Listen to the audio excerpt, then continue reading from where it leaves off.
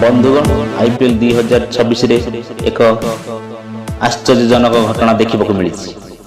गोटे बैट्समैन दुई थर गोटे मैच रे पड़िया को आसवाक पड़ा। आज्ञा हाँ दर्शक बंधु, आईपीएल 14तम मैच रे एक आश्चर्यजनक घटना देखा मिली।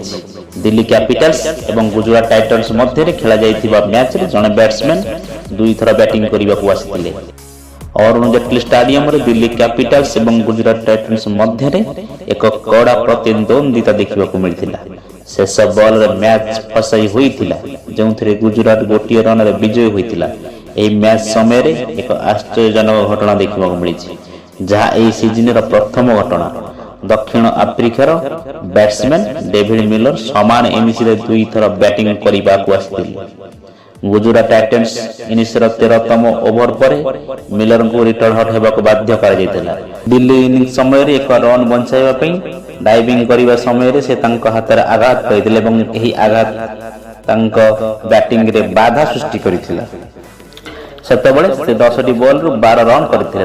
स्थान में अक्षर पटेल बैटिंग करने को आसिथिले, किंतु 16.4तम ओवर रे ट्रिस्टन स्टब्स रन आउट होगा पर मिलर पड़िया को फेरी आसी आघात सत्वे से साहस प्रदर्शन कले इनिंग्स जारी रखिले।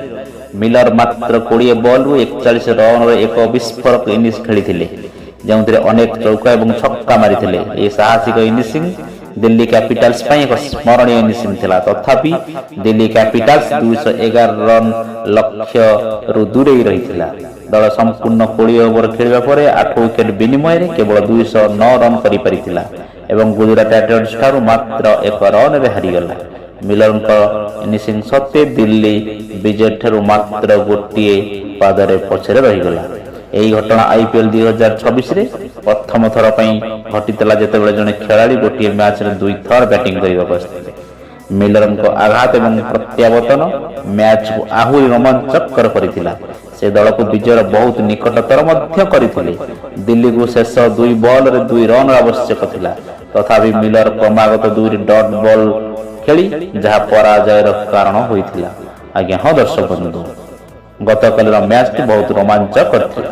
आपनको ए वीडियोटी किपर लगला दयाकरी हमकु कमेंट करंतु। आम चैनल को दयाकरी सब्सक्राइब करंतु। धन्यवाद।